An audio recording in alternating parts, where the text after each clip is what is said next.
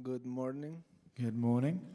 I feel like every fight week there's a new look for you. You know, this time we're going with the long flowing lion-esque hair. Talk to us about this style that you're rocking with this week.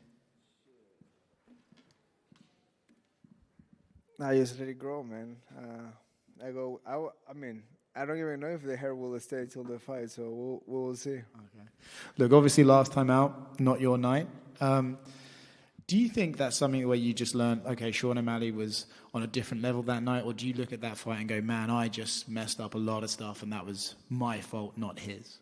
I mean, the fact that he won the belt the fight before, I'm pretty sure his confidence and his mental game went through the roof, right? I mean, when you win the belt, you're probably at your best, and I mean, he fought a great fight. He stayed outside. He landed good punches. I mean, I feel I fought too flat-footed, and that wasn't part of the game plan. I kind of like just sit down and was trying to block and counter. And with a guy like that, sometimes you gotta meet him in the middle and punch with him instead of like punching after him. And I mean, I gotta learn from it, and I'm hungry, and I want to make that run right. I think when people look at that fight, they might be a little bit surprised that you're fighting before he is. I know that you're a guy who likes to stay active, but was it important to you to get back in here and sort of get back on the winning momentum? For me, it was like that fresh feeling of on a high level fight that I was. Like, I won't be on a higher fight like that until I fight for the belt again. The magnitude of the fight, the week leading up to, the media, the obligations, and the fight itself. I mean, look the arena, look how many people were in there.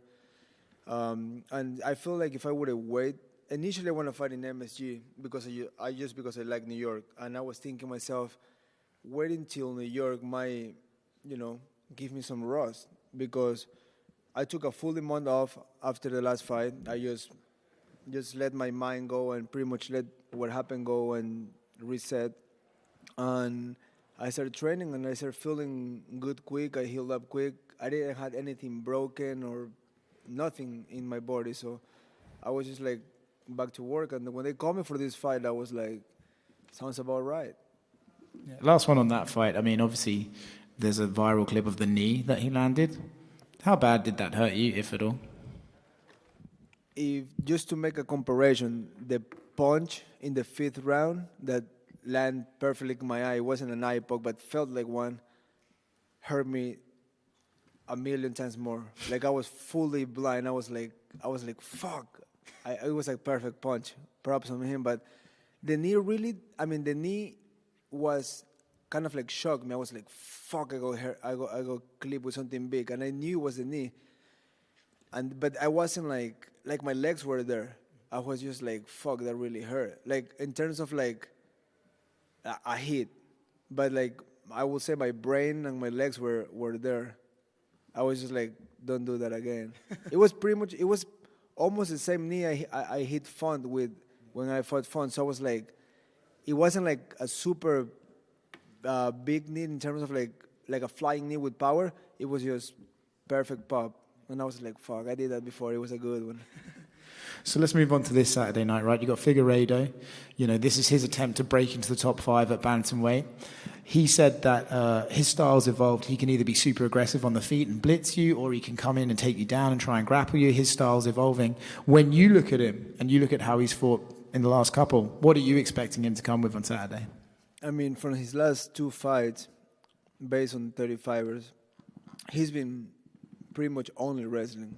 Like, he's just been changing levels and going for a takedown. I don't know if he feels the size difference. I don't know if he's just that good in the ground, but I know for a fact I'm good in the ground. So if we go to the ground, I'll be just fine.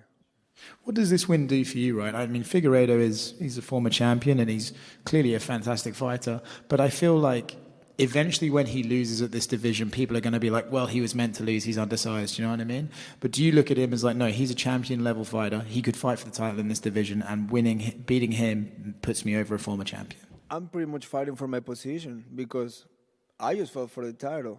I could, I can win 2 fights and fight for the title again, and we know how this works. It's almost like in some ways it's like a popularity contest. It's like the fans pick who they want. So if I get in there and fight the way I like to fight, I'm right there. Nice. Chito, hi.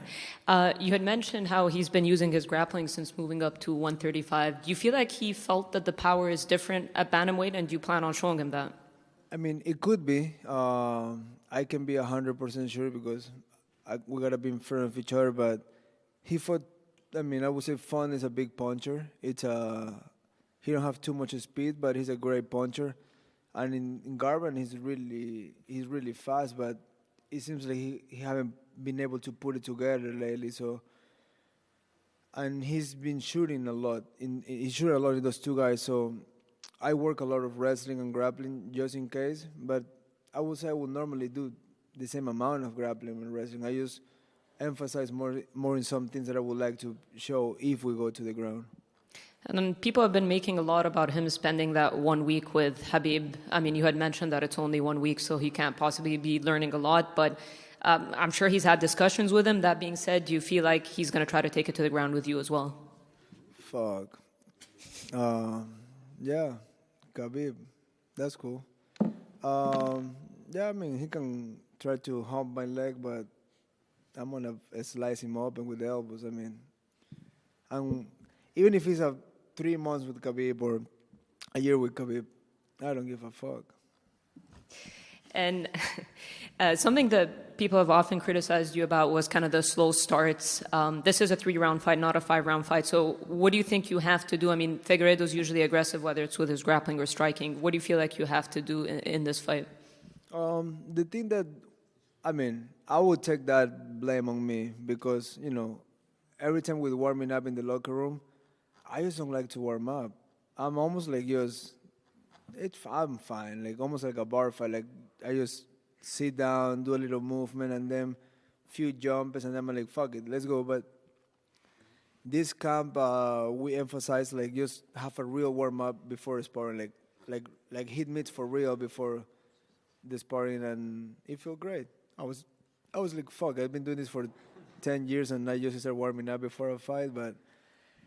That's blame on me because my coach always told me like I would recommend to warm up a little more. I don't know. Maybe you think you want to save your energy or whatever, or you just feel cool to go call in there. But this time I will warm up a little more.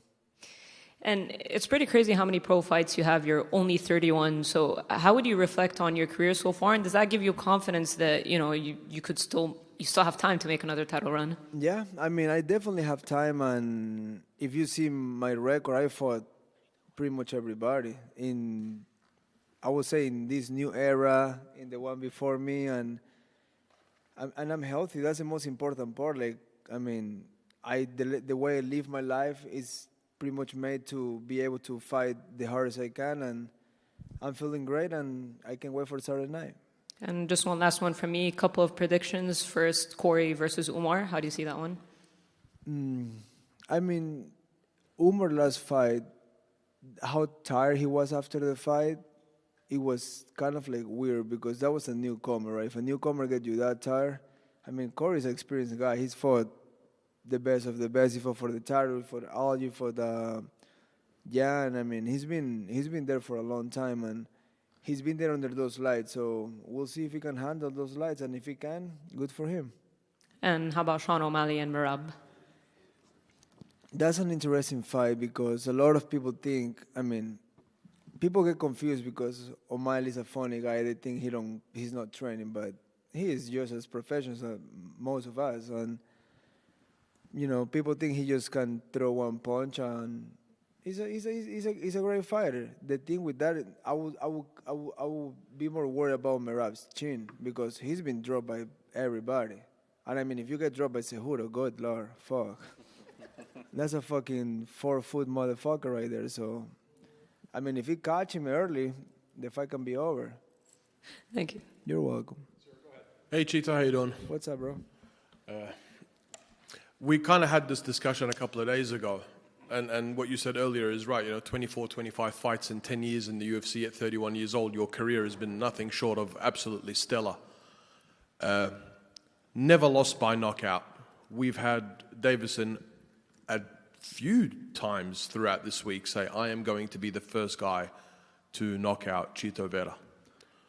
How do you respond to that? That probably means he's gonna fucking shoot and smell my crotch in the first second of the fight. So we know how this works. Fighters say something and do something else. But I mean, if you wanna try it, we can give it a try. I mean, I have never take proud in those things because I don't wanna just talk about it and put it out in the universe. I just work hard and make the best I can. But yeah, I mean, he can give it a try. Thanks, Chito, and good luck. You're welcome. Thank you. Two more. Sean? Hey, Chito. I just had a question. Have you ran into Corey Sandhagen this week at all? I know there was like some back and forth between you guys after he made a YouTube video kind of breaking down your fight with Sean O'Malley, and you kind of said, hey, man, stop trying to be an influencer and just be a fighter. Like, have you guys ran into each other at all? I saw him a few times. I mean, he don't say anything.